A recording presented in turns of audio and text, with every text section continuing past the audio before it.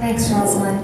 Good afternoon, everyone. As Rosalind said, my name is Joyce Sou, and I come from Toronto, and I'm at the Mars Center for Impact Investing.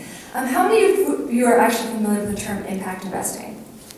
Okay, great. Well, what Houston talked about was a perfect example of it, but that's what I'm going to spend my 10 minutes talking about today. The Mars Center for Impact Investing is a nonprofit. We operate under the Mars Discovery District. Mars Discovery District focuses on supporting entrepreneurs. And the Center for Impact Investing, their mandate is a social finance hub and to mobilize private capital for public good. And I know the topic of this talk was aspects of progressive business ecosystem, so I wanted to start off with what does not look like a progressive business ecosystem.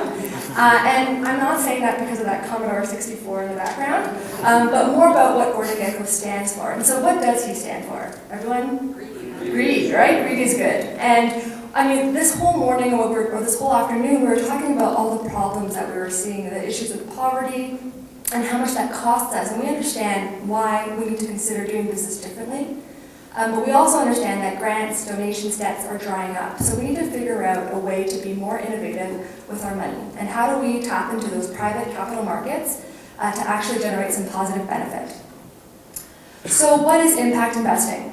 Impact investing aims to solve social or environmental challenges while generating financial returns. So it's very simple. It's investing, you're looking for a financial return, you're not looking about donations or grants, but you're also trying to generate some social or environmental return as well.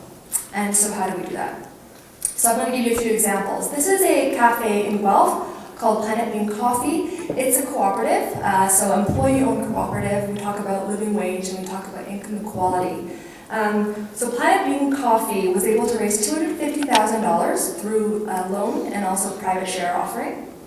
Their revenues grew from $500,000 to $3.2 million, and they doubled in co-op membership. They're also a fair trade and organic coffee company.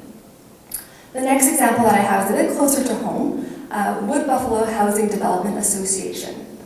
As you are all familiar, Wood Buffalo is actually one of the most expensive cities to live in.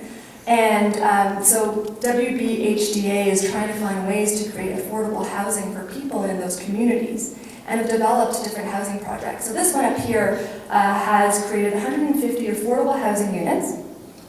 We're able to raise $32 million. The Alberta government actually gave them land, and they were able to raise the other with the Canada Mortgage and Housing Corporation. In addition to providing affordable housing, which was 20% below market rate, as you're familiar, it's very cold up there, and so heating costs are very expensive. And so what they did was build one of the newer geothermal buildings, and so was able to cut heating costs by up to 75%. Another example, Canoe Creek Hydro in BC, to west of us, First Nations plant. So it's a hydropower plant owned by First Nations, powers 1,700 homes in the local community. And they were given a $5 million loan. I think Van City had offered that loan to them.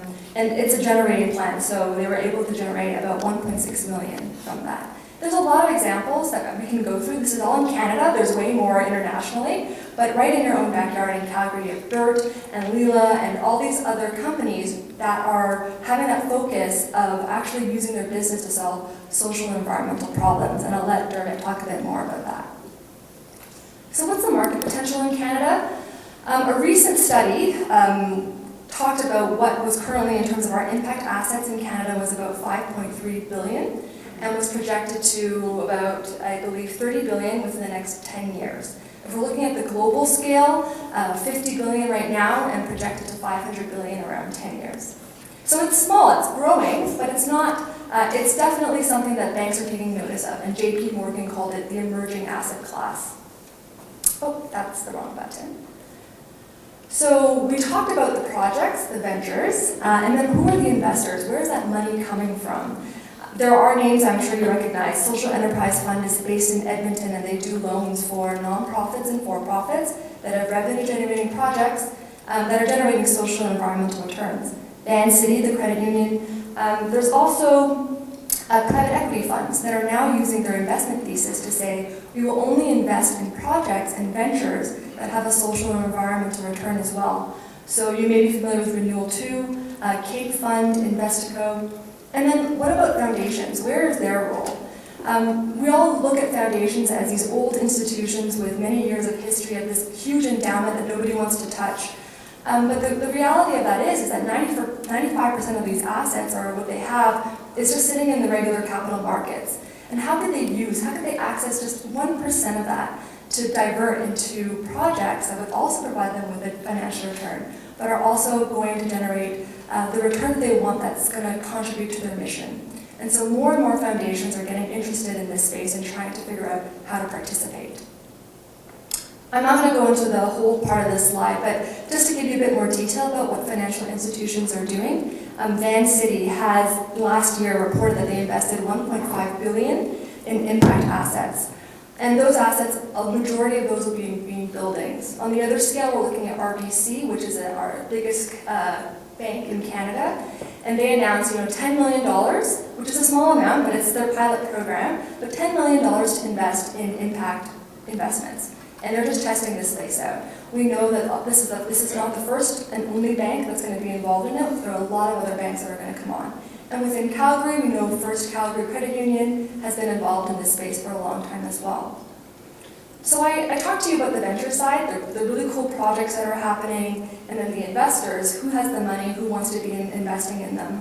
One of the major problems that we're starting to see is that you've got people that are interested in investing, you've got people who are raising capital, but there's no way to match them. And so at Mars, we have created this project called SVX, which is a social venture connection.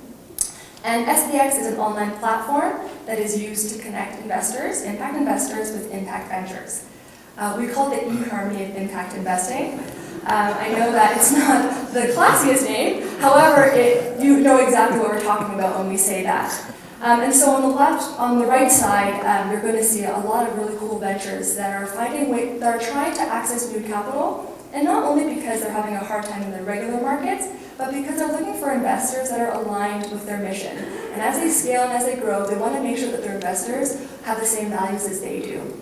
And then on your other side, you're going to see more and more investors that are hearing from accredited investors that are saying, I want to use my wealth in a different way.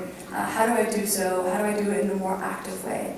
And so this online platform is a way to match them, where they can browse new projects, understand what their goals are, and figure out whether I want to connect with them. This project actually launched 2 weeks ago, which is a big deal. We had to open the TSX. It's been in the works for 6 years. So I don't know how long, Houston, you've been working on your project, but this is the one that's, it's been a long time coming. All that to say is that it's only available in Ontario because, as you know, every province has their own regulation. And those 6 years are very much due to the part of regulators not wanting to have anything to do with this. But what that means is now that it's been successful in Ontario, we know that there is a lot of opportunity for this to be replicated to all the other provinces. We'd love to see investment grow and more transaction movement. Our personal goal for the next 5 years is to move 30 million within the next 5 years to impact ventures like these. And that's it. Thank you very much.